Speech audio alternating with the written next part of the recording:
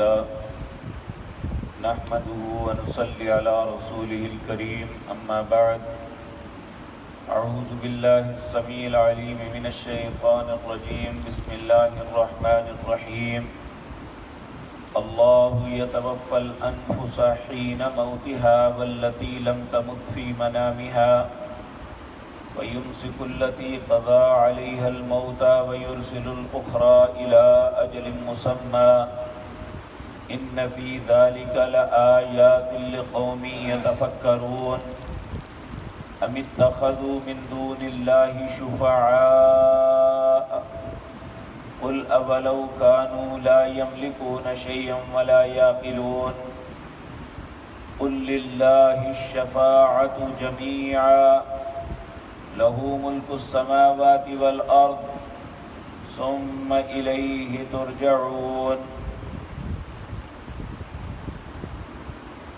حضرات محترم، یہ سورۃ زمر کی آیت نمبر 42، 45 اور 44 ہے۔ اس میں اللہ رب العزت دو باتیں سمجھا رہے ہیں۔ پہلی بات کہ انسان کی زندگی اور موت کا مالک اللہ ہے۔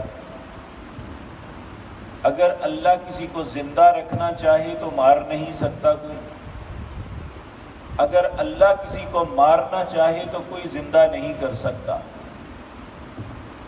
لیکن بدقسمتی دیکھیے کہ آج بھی ایسے لوگ موجود ہیں جو یہ کہتے ہیں کہ اگر فرشتہ کسی کی جان نکال لے تو فلاں بزرگ جو ہے وہ زبردستی اس سے جان چھڑا لیتے ہیں۔ حالانکہ یہ بات یاد رکھیں کہ اگر کوئی انسان اللہ کی بھی منتیں کرے کہ اللہ مجھے ایک دفعہ چھوڑ دے، دنیا میں واپس بھیج دے، تو اللہ رب العزت کہتے ہیں کلا یہ ہو ہی نہیں سکتا، میرا قانون ہی نہیں۔ قرآن عزیز کے ایک مقام پہ اللہ فرماتے ہیں حتی اذا جاء احدهم الموت، جب کسی بندے کی موت کا وقت آتا ہے، قال رب ارجعون، وہ بندہ اللہ سے التجائیں کرتا ہے اللہ ایک مرتبہ واپس لوٹا دے۔ بھائی کیا کرے گا واپس جا کے؟ کہتا ہے لعلی اعمل صالحا، تاکہ میں کچھ اچھے کام کر لوں،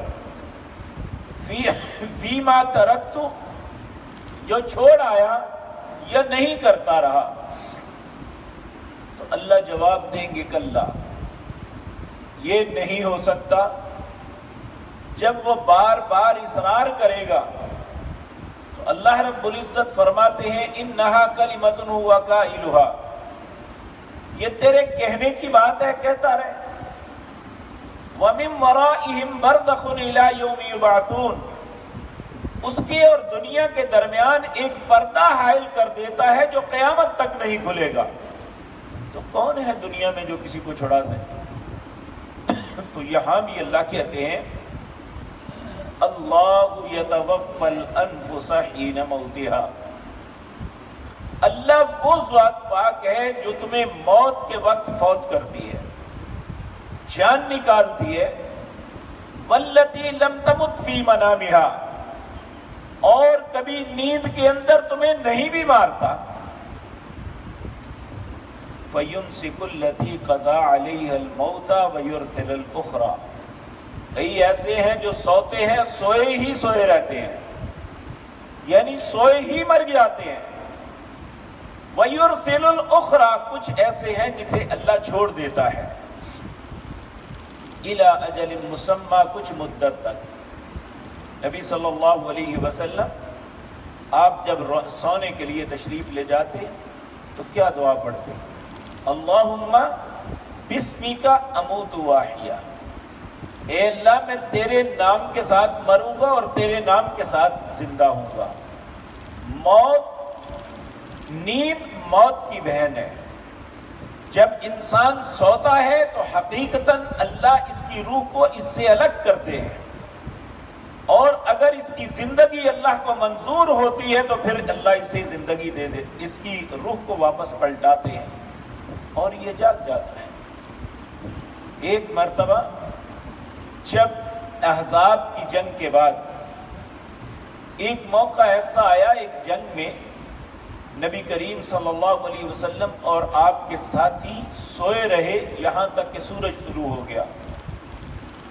آپ اٹھے تو آپ نے فرمایا اللہ نے جب تک چاہا تمہاری روحوں کو روکا رکھا اور جب چاہا تمہیں اٹھا دیا۔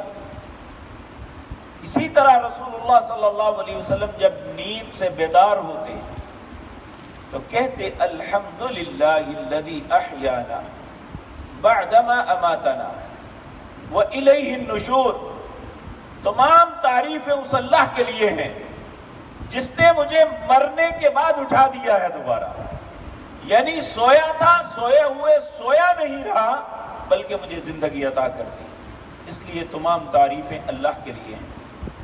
ایک دوسری دعا کے اندر فرمایا اے اللہ بسمک ربی وسعت جنبی، اے اللہ تیرے نام کے ساتھ میں پہلو رکھ رہا ہوں، اگر تو میری روح کو چھوڑ دے گا، اگر میری روح کو موت دے دے گا تو اے اللہ پھر اس پہ رحم کرنا، وَإِنْ أَرْسَلْتَهَا، اگر تو میری روح کو چھوڑ دے، زندگی بخش دے تو فَاحْفَظْهَا بِمَا تَحْفَظُ بِهِ عِبَادِكَ الصَّالِحِينَ، اے اللہ پھر میری اس طرح حفاظت کرنا جس طرح تو اپنی نیک بندوں کی کرتا ہے۔ تو یہ یاد رکھیں اللہ فرماتے ہیں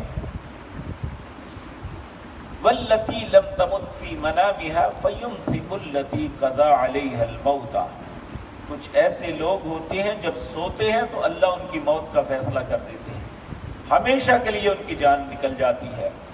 وَيُرْسِلُ الْأُخْرَى، اور کچھ کو چھوڑ دیتا ہے اِلَىٰ أَجَلٍ مُّسَمًّى، ایک وقت تک۔ إِنَّ فِي ذَلِكَ لَآيَاتٍ لِقَوْمٍ يَتَفَكَّرُونَ، یہ اللہ کی نشانیاں ہیں ایسی قوم کے لیے جو غور و فکر کرے۔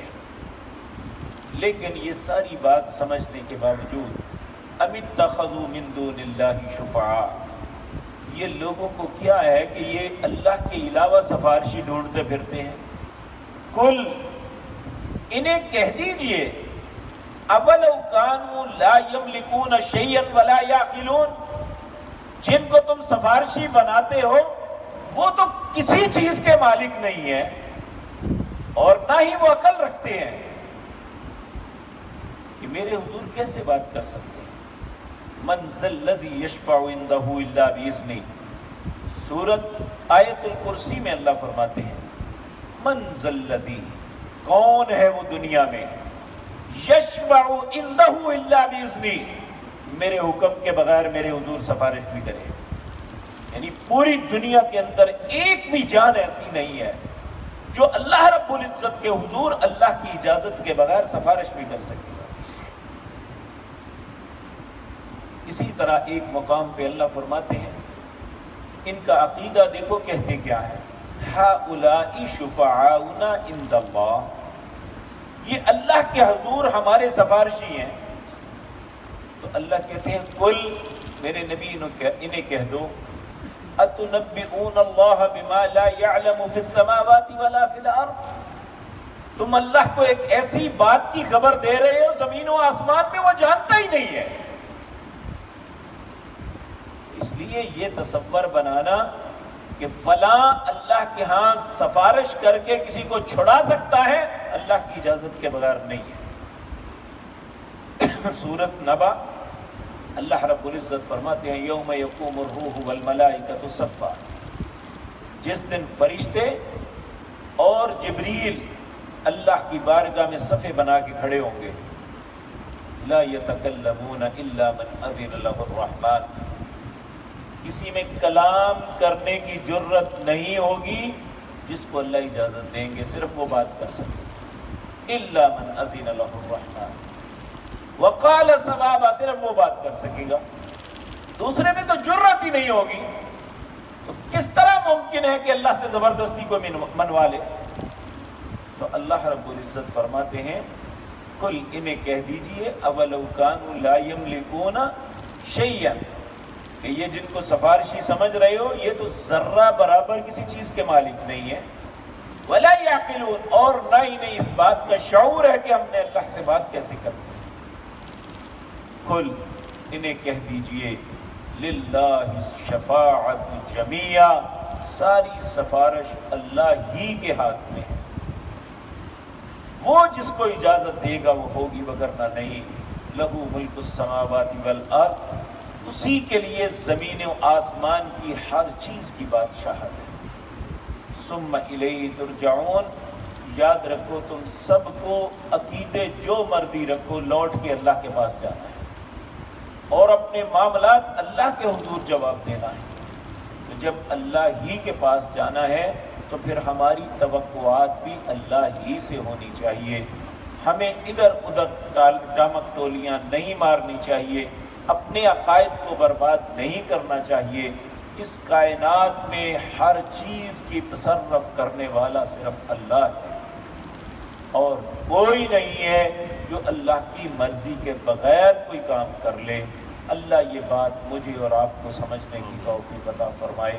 اقول قولی ھذا واستغفر اللہ۔